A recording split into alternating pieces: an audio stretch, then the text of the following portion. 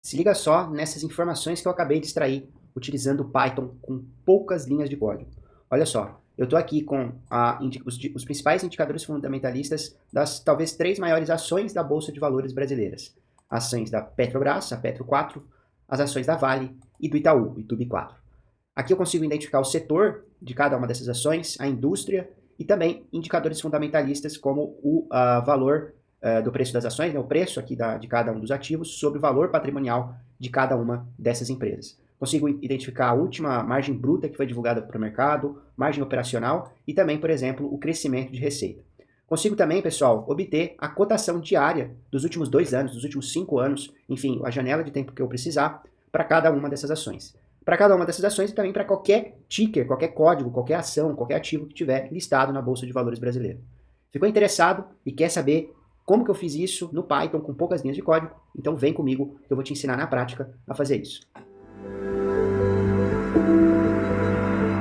Bom, pessoal, então como eu comentei na introdução do vídeo, o nosso objetivo hoje é construir uma aplicação utilizando linguagem de programação Python que, dado um conjunto ali de códigos, de tickers, de ações, ele busque, utilizando o que a gente chama de API, ele busque informações de cotações diárias desses tickers, dos últimos 2 anos, 5 anos, a gente vai definir isso, e também obtém ali os últimos indicadores fundamentalistas daquele conjunto de ações ou daquela ação que a gente gostaria de analisar. Para isso, pessoal, a gente vai utilizar, como eu já briefei vocês aqui, uma API do Yahoo Finance, tá? A API do Yahoo Finance, tá? Eu até gostaria de apresentar para vocês o próprio Yahoo Finance, que é esse site aqui. Você pode acessar digitando finance.yahoo.com. E ele é um site que tem um monte de informações aqui do mercado financeiro americano, mundial, né, de maneira geral, e também do Brasil aqui. E aqui, pessoal, se você for na barra de busca e digitar um ticker, né, um código, e dar Enter, ele vai trazer para vocês algumas informações que é justamente as informações que a gente vai utilizar o Python para obter, que é a cotação. Aqui está uma cotação hora a hora, né, mas eu posso selecionar uma outra base de tempo, e ele me traz aqui a cotação diária da Petrobras aqui nos últimos 6 meses, no último ano, enfim, tá? E se eu quiser, eu posso até ir aqui nessa aba Financials, e ele vai me trazer aqui o balanço financeiro, os últimos balanços financeiros da Petrobras que foram divulgados ao mercado, né? Então a gente tem aqui de 2023, 2022, 2021. E a gente tem alguns indicadores econômicos, né, como o EBITDA, o EBITDA aqui, tá? O pessoal que trabalha com o mercado financeiro aqui, com controladoria, consegue fazer análises profundas em cima dessas informações para tomar ali as ações de investimento.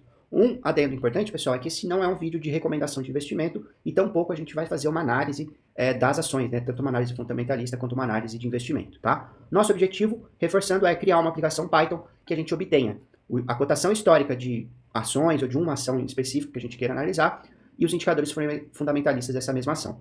Para isso, pessoal, o que a gente vai fazer de fato, tá?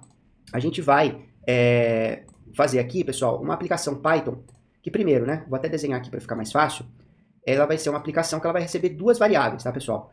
Essa aplicação, ela vai receber uma variável aqui, que vai ser a quantidade de anos, tá, que eu quero de histórico de cotações. Então, quantidade de anos de cotação, né, de cotação aqui. Perdão aqui pela minha letra, tá, pessoal? Então, a quantidade de anos.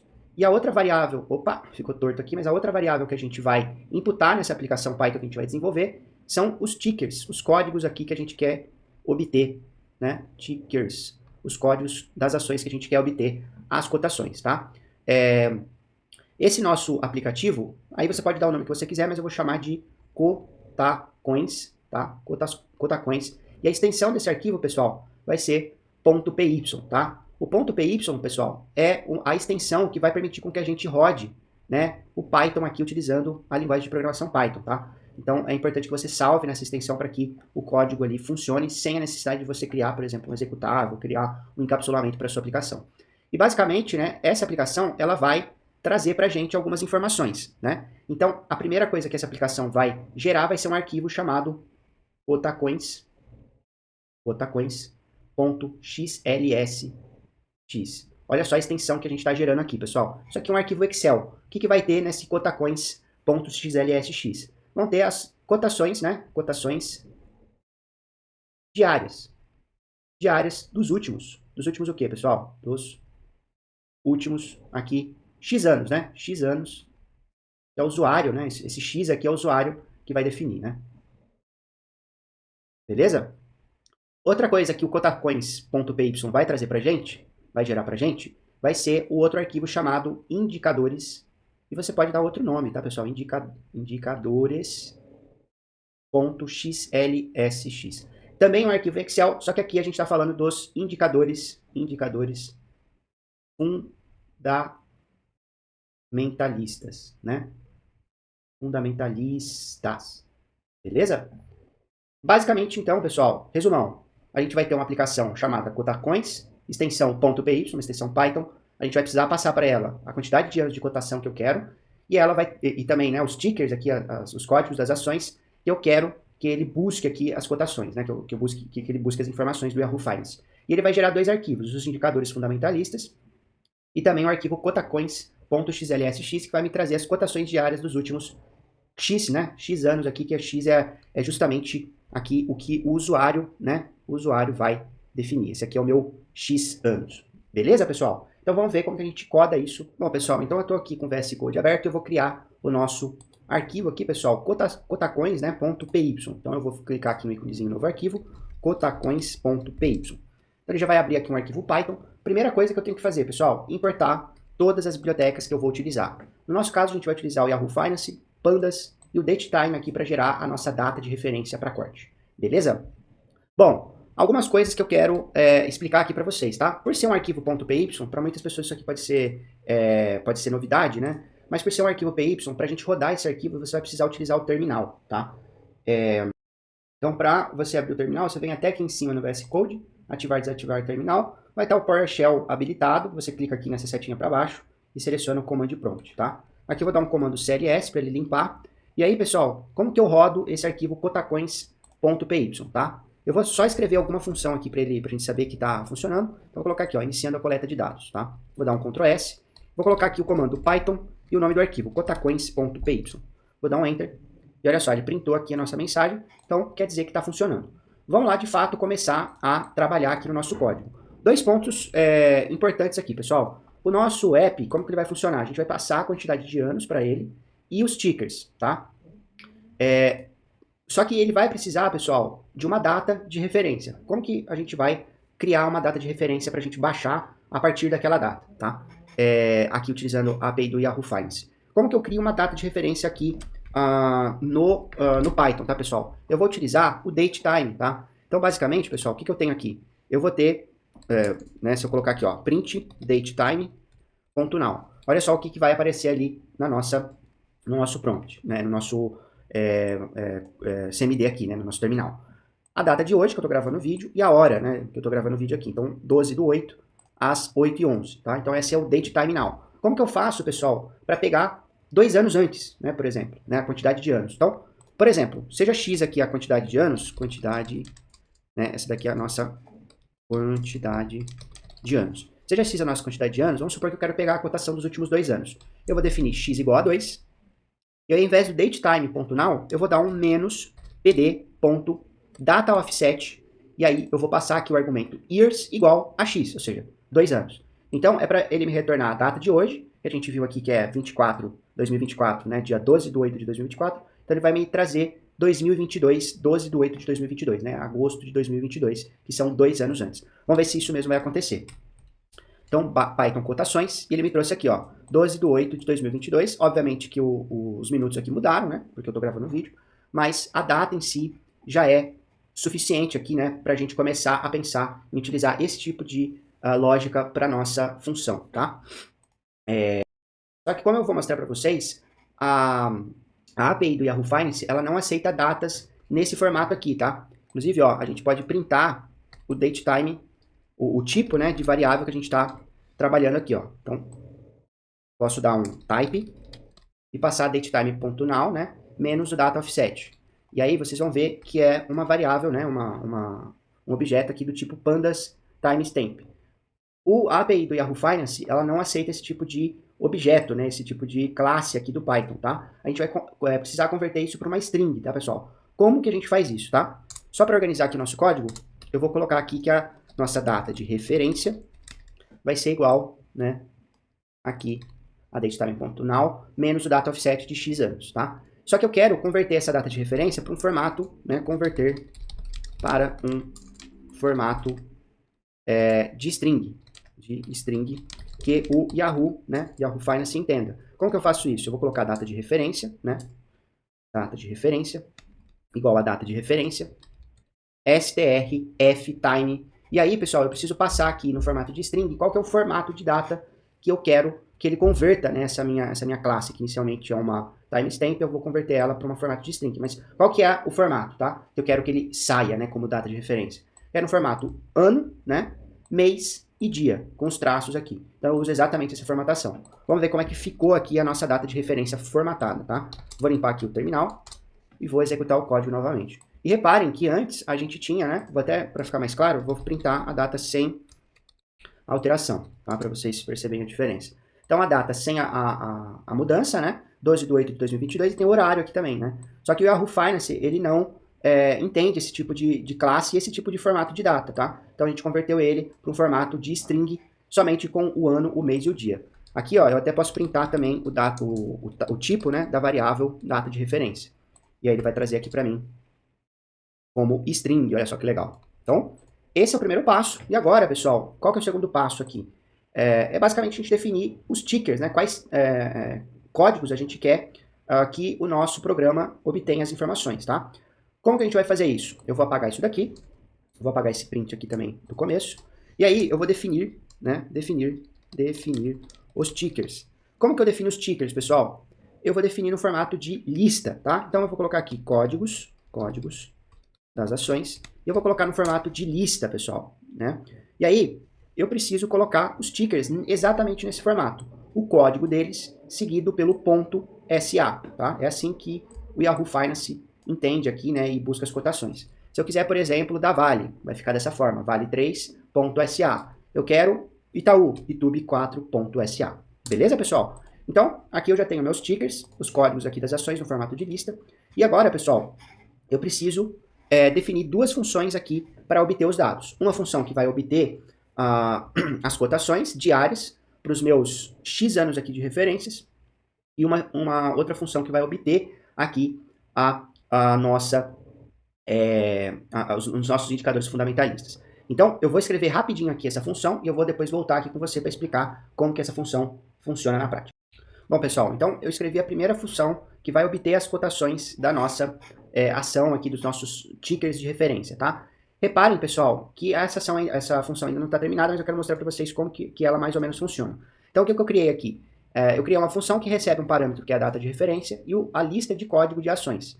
E aí, para cada código, pessoal, dentro dessa lista de código de ações, eu crio um data frame que vai receber o Yahoo Finance.download, tá? Aí eu passo o código em questão que eu quero analisar, né, o código que eu quero obter aqui, as cotações diárias. A partir de que data, pessoal? A partir de uma data de referência. E aí eu retorno, pessoal, esse data frame aqui com a cotação dessas ações ao longo do tempo. Reparem que esse data frame ele vai se sobrescrever, ou seja, eu só vou ter a cotação do meu último código aqui dos códigos de ações, tá? Porque eu não estou concatenando esses códigos, essas cotações aqui ao longo do tempo, tá? Ou seja, eu obtenho um data frame com a cotação dessas ações, e na próxima vez que eu fizer o looping, eu vou sobrescrever essa variável data frame. E aí eu não vou salvar a cotação da Petro e da Vale, né? Eu só vou salvar a cotação do Itube4, tá? Então vamos ver aqui como é que fica na prática, tá? Eu vou voltar aqui para o terminal, CLS para apagar, cotações, aquele rodou o código, né? E aí olha só, né? Ele imprimiu aqui a cotação, que é a cotação provavelmente aqui do Itube4, tá? Como que a gente valida isso? Eu vou criar uma coluna no data frame chamado código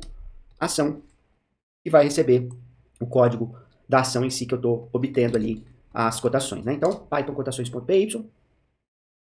E olha só, né? Como a gente já imaginava, o nosso data frame só contém as cotações do Itube4. E olha só, né? As colunas que eu tenho aqui nesse data frame. Eu tenho o open, que é a cotação de abertura daquele dia, né? No caso. O high, que é o maior valor daquele dia. O low, menor valor. E o close, que é o valor de fechamento da ação naquele dia. O preço ajustado, tá? E também o volume de negociações daquele dia. Para a gente só interessa o preço ajustado, que é de fato a última cotação que vale ali daquele dia em si que a gente está analisando, tá? Então, o que eu vou fazer? Eu vou pegar aqui e vou selecionar apenas as colunas do meu interesse, que é o código da ação, e aqui no caso não é o close, né? É o ADJ close, e eu também vou colocar aqui, pessoal, o date, né? Que é a nossa data e da cotação, né? Obviamente que isso é super importante. Então, eu vou salvar isso e vamos ver como está ficando aqui o nosso código. aqui date not in index, aqui, pessoal, claro, né, se eu comentar esse código aqui, vocês vão ver que o date não é uma coluna, né, mas é o índice, tá, é o index aqui desse data frame. Então, para resolver isso, a gente coloca um reset index, tá, e agora esse código aqui deve funcionar. Então, cls, cotações, e voa lá. Então, a gente já tem a cotação por dia, né, do YouTube 4 e aqui com o preço de fechamento. Só que, pessoal, eu não quero só do YouTube 4, eu quero a cotação para cada dia de Petro 4, Vale 3 e YouTube 4. Como que a gente faz isso, pessoal? A gente vai utilizar, ao nosso favor aqui, uma lista, tá? Então, cada data frame que eu vou gerar para cada código, eu vou salvar nessa lista. Então, lista de DFs. Então, vai ser uma lista. Opa. E aí, assim que eu obter o meu data frame datado, eu vou apendar esse data frame na minha lista de DFs. E aí, no final, pessoal, eu vou criar um data frame que vai receber um PD concat, lista de DFs, tá? E aí, eu vou ignorar o índice, tá? Para que eu não tenha nenhum tipo de problema de interposição de índices, tá? Desses data frames. Então, vou salvar aqui e vamos ver se vai funcionar, tá? Então, cotações.py. E ele obteve aqui, olha, reparem que o nosso data frame começa dia 12 de 8 de 2022, beleza, tá funcionando, e começa com Petro 4, tá? E ele termina dia 12 de 8 de 2024, ou seja, também tá funcionando perfeitamente, com YouTube 4, boa. Então, aqui, pessoal, a gente já tem as cotações das ações que a gente está passando para essa função, a partir de uma data de referência. Falta agora a gente criar uma função que vai obter os indicadores fundamentalistas. Então, eu vou desenvolver aqui e já volto para explicar a função para vocês. Bom, pessoal, eu voltei aqui e eu fiz também uma função que ainda não está completa, mas para explicar para vocês o funcionamento. Basicamente, a função obter indicadores fundamentalistas, e o único argumento que eu preciso passar aqui, pessoal, são os códigos das ações que eu quero obter os indicadores fundamentalistas. E aí, de novo, tá? Embora eu não esteja utilizando, eu vou criar uma lista aqui para armazenar a cada código, né, a cada obtenção das informações para cada código de ações, eu vou apendar essa lista com essas informações que eu estou baixando. Só que olha só, pessoal, eu estou utilizando aqui um outro objeto do Yahoo Finance, que é o ticker. Quando eu utilizo esse objeto e acesso dentro desse objeto aqui, ticker, o argumento info, olha só o que eu tenho de informação, tá? Então, eu vou aqui no terminal, CLS para limpar, cotações, e olha só, pessoal. Olha só o que ele me retorna, pessoal. Ele me retorna basicamente um dicionário com várias informações daquela ação, tá, pessoal? Então, eu tenho aqui o address, eu tenho o que mais? A indústria, né, que é uma informação que a gente vai capturar. Eu tenho várias e várias e várias informações aqui, pessoal, desse ticker. E reparem, né, o ticker que ele está se referindo aqui é, provavelmente, ó, pelo setor aqui, Bank, é do YouTube 4, né, que é o nosso último ticker aqui da nossa lista de ações. Então, obviamente, isso justamente porque a gente está iterando. E a última informação que ele traz, que ele retorna aqui na nossa função, é exatamente do YouTube 4. Então, pessoal, obviamente que eu não quero salvar as informações do jeito que estão aqui, né? Preciso tratar isso e armazenar isso num data frame, tá? Eu vou fazer um código aqui para acessar cada posição desse dicionário aqui de informações, né? Então, por exemplo, se eu quiser pegar a informação de endereço aqui do YouTube 4, eu vou acessar o componente aqui, né? A chave address 1, tá? E aí eu vou trazer por exemplo, aqui o endereço, tá? Deixa eu mostrar para vocês, ó. Endereço vai ser igual info address 1, né? Address 1 aqui. Pode escrever errado. ADDRS1. Agora sim. A gente retorna aqui o endereço, só para vocês verem como que funciona isso na prática. Cotações. E olha só, ele trouxe lá Praça Alfredo Egídio de Souza Aranha, tá? Então, basicamente, eu vou capturar as informações que eu quero desse dicionário e eu retorno aqui com vocês. Bom, pessoal, agora sim está pronto, tá? O que essa função está fazendo? Para cada código da nossa lista de código de ações, o que ele está fazendo? Ele está pegando aquelas informações do meu ticker, só que esse retorno aqui que está sendo armazenado na variável info é um retorno em dicionário, que está tudo bagunçado. Então a gente precisa tratar essas informações para poder criar um data frame. E aí eu vou utilizar um dicionário mesmo, antes de criar um data frame final, para ir salvando as informações que eu preciso, tá? Então a primeira informação do meu dicionário aqui vai ser o código da ação, que é justamente o código que eu estou analisando aqui nessa interação, né? E aí, o setor, como que eu obtenho o setor, pessoal? Eu vou pegar o objeto info, a variável info, que armazena todo aquele mundarial de informações, e eu vou utilizar a função get, que é utilizado dentro do contexto de dicionários para obter os valores que estão associados à chave sector. Então, da mesma forma que eu obtive lá, como eu mostrei para vocês, o address, eu estou obtendo aqui o setor através da chave sector. E a mesma coisa eu obtenho aqui para os outros indicadores. Então, por exemplo, o P sobre VP é o price to book, né? O P sobre L é o trailing PE, tá? É assim que está organizado essas informações aqui dentro do retorno que o Yahoo Finance traz para a gente. Então eu faço isso, obtenho essas informações, faço mais alguns tratamentos aqui, e aí, pessoal, eu appendo isso dentro da minha lista de indicadores, que é aquela lista que eu criei vazia ali antes do nosso for, né, antes do nosso loop. Então, no final aqui desse for, eu vou ter uma lista com vários dicionários de dados contendo informações para cada uma das minhas ações, tá? E aí, basicamente, eu crio um data frame com essa lista de dicionários. Ufa, eu sei que aqui é muita coisa, mas vamos ver aqui como é que ficou na prática. Eu vou dar aqui em cotações. E olha só, pessoal, ele traz exatamente as informações que a gente buscou aqui com o Yahoo Finance. Muito bacana, tá, pessoal? Só que falta o último passo do nosso projeto aqui, né? Que é o quê? Salvar essas informações não em um data frame, mas em um .xlsx para você poder consumir depois de uma outra forma, né? Para isso, pessoal, é muito simples, tá? O que eu vou fazer? Aqui, em cada uma das funções, eu estou retornando os data frames, né? Então, eu vou salvar esses retornos em uma variável e depois eu vou utilizar o pandas para salvar em xlsx. Então, aqui eu vou comentar as linhas de código. Então, o primeiro data frame vai ser o data frame de cotações, que vai receber aqui, né? Eu vou copiar e colar esse código. Eu vou chamar a função obter cotações, vou passar a minha data de referência e os códigos das ações, tá? E aí, eu vou salvar isso aqui em xlsx.toExcel.